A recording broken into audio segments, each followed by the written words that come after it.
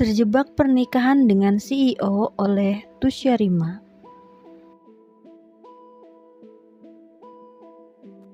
Bab 25, dijemput pulang.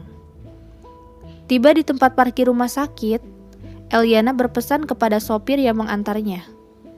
"Pergilah, nanti setelah selesai, aku akan menghubungimu lagi."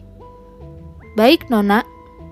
Setelah memastikan sopir pergi dengan mobilnya, Eliana berjalan langkah demi langkah menuju pintu masuk rumah sakit, lalu mencari lift sambil memegang erat kedua tongkatnya.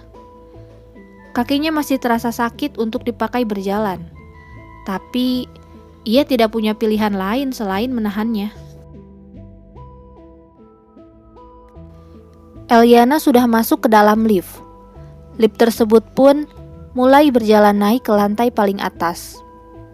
Eliana berdiri dengan keringat yang mulai bercucuran karena menahan sakit di kakinya.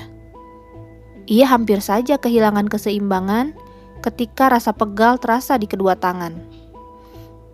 "Jika bukan karena David akan mencariku ke rumah, tidak sudi aku harus susah payah menemuinya di atap gedung," ucap Eliana dengan kesal. Ia bersandar ke dinding sejenak, menahan tubuhnya agar tetap seimbang. Setelah lift berhenti di lantai paling atas, Eliana segera keluar. Ia masih harus berjalan menuju atap gedung, yang sudah terdengar suara bising dari atas sana. Ketika baru sampai di atap gedung rumah sakit, Eliana melihat sebuah jet berwarna hitam terparkir di sana. Seorang pria gagah dan tampan keluar dari dalam pesawat, turun ke bawah melalui tangga. Kacamata hitam tersemat sempurna di hidungnya. Pakaian dan rambutnya terus bergoyang karena terpaan angin dari baling-baling yang ada di atas jet tersebut. Eliana terpaku di tempat, melihat pria tampan itu berjalan semakin mendekat ke arahnya. David, dia terbang ke kota lain menggunakan jet pribadi, dan itu..." Eliana melihat seseorang berpakaian putih juga turun dari dalam pesawat, berjalan mengikuti David dari belakang. "Bukankah dia Dr. Felix? Untuk apa dia ikut kemari juga?" batin Eliana berkecamuk. Tiba-tiba, Eliana merasakan seluruh tubuhnya melayang di udara. Kedua tongkat yang ia pakai terjatuh begitu saja. Sedetik kemudian, ia pun menyadari dirinya berada di dalam pelukan David. David, apa yang kau lakukan? Turunkan aku!" Eliana melihat Dr. Felix berjalan di samping mereka. Matanya tertuju pada kakinya yang masih terbungkus kasah putih. "Walau kakiku masih terbungkus perban, tapi aku masih sanggup berjalan sendiri," ucap Eliana lagi dengan malu. Pasalnya, David menggendong Eliana di depan Felix dan beberapa orang lainnya. Walau di mulut berkata tidak, tetapi bahasa tubuh Eliana merespon sebaliknya. Kedua tangan wanita itu melingkar erat di leher David. Terlihat seulas senyum di bibir David. "Diamlah, jangan bergerak. Terus bergerak hanya akan melukai kakimu sendiri." Eliana patuh. Ia diam tak bergerak di dalam pelukan David yang membawa Eliana masuk ke dalam jet pribadi milik suaminya. Di dalam pesawat, sudah ada tempat tidur yang sangat nyaman, sengaja dipersiapkan oleh David untuk Eliana.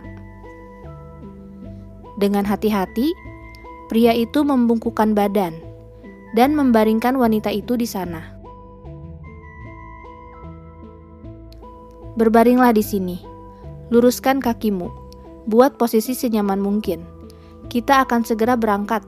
Perjalanan kita akan memakan waktu kurang lebih 2 jam, ucap David pada Eliana. Eliana membulatkan matanya, menatap David dengan tangan yang masih melingkar di leher pria itu. Wanita itu segera bertanya, "Hah? Perjalanan kita? Aku akan dibawa kemana? Aku tidak ingin pergi kemanapun." Jarak mereka masih sangat dekat, David menjawab dengan sedikit berbisik. Sudah aku bilang kemarin, hari ini aku akan menjemputmu. Apa? Tidak. Aku tidak mau kembali bersamamu. Eliana masih menolak. Nanti setelah sembuh, aku bisa pulang sendiri ke rumah. Hampir saja Eliana lupa bahwa dirinya adalah anak dari Alex Danu. Kita adalah suami istri, harus pulang sekarang, bersama-sama.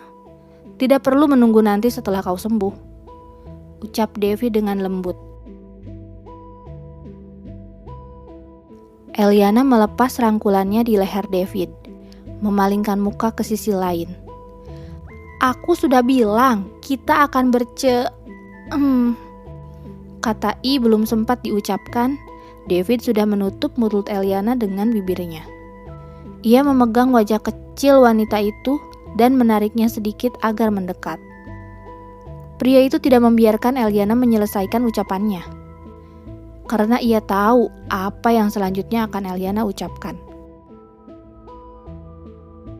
Dari arah belakang, Felix berjalan menghampiri, berniat untuk melihat luka di kaki Eliana. Namun, langkahnya terhenti ketika melihat adegan yang ada di depan matanya. Mereka sedang Terlihat senyum penuh ejekan di wajah Felix. Ia segera berbalik badan dan pergi, memberi perintah kepada semua orang untuk bersiap. Jet ini harus diterbangkan sekarang, sebelum Eliana meminta untuk diturunkan. Pilot pun segera menerbangkan jet pribadi milik David, membuat semua orang yang ada di dalamnya merasakan getaran untuk sementara waktu. Eliana menyadari dirinya akan dibawa keluar kota layang. Padahal, disinilah rumah dan keluarganya berada. Bagaimana nanti reaksi kakeknya jika mengetahui Eliana sudah tidak ada lagi di rumah? Ia segera menyentuh dada David, meremas pakaiannya, lalu mendorongnya agar menjauh. Gagal. Pria itu malah semakin memperdalam permainannya. Ia menurunkan sandaran pada tempat tidur, hingga Eliana berbaring telentang di sana. David segera naik ke atas tubuh istrinya, tidak memberikan celah wanita itu untuk menolak. Entah waktu telah berlalu berapa lama, David benar-benar tidak bisa mengendalikan dirinya lagi. Niat hati ingin membuat wanita itu berhenti berbicara, lama-kelamaan malah ketagihan dan sulit untuk berhenti. Tiba-tiba, ringisan sang istri menyadarkan David. Sakit, kau menyakiti kakiku. Dengan keringat di wajahnya, David segera melepaskan wanita itu. Ia mengangkat wajah untuk melihat ekspresi Eliana. Apa aku menyakitimu?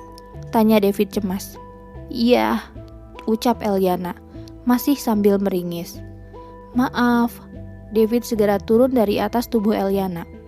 Ia memungut jas yang sudah tergeletak di bawah.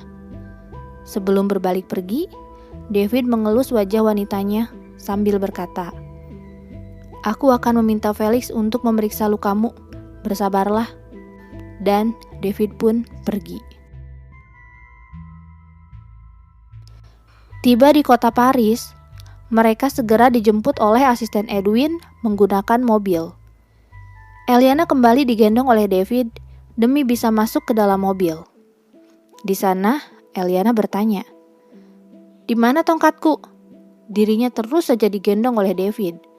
Padahal, dengan alat bantu tongkat, Eliana bisa berjalan kemanapun sendirian. Aku bukan seseorang yang cacat. Aku hanya butuh bantuan tongkat saja untuk berjalan, tambah Eliana. Tadi bukannya terjatuh di atap gedung.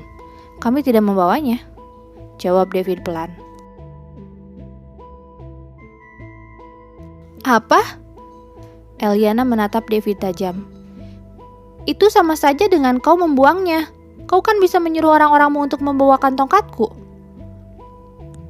Kau tidak membutuhkan tongkat untuk berjalan. Ada aku yang akan menjadi tongkatmu, bahkan menjadi kursi rodamu. Aku akan selalu menggendongmu kemanapun kau mau. Entah mengapa, Elyana merasakan hatinya menghangat. Seorang lelaki tampan, gagah, dan berkuasa mengatakan hal semanis tadi kepadanya. Wanita mana yang tidak tersentuh?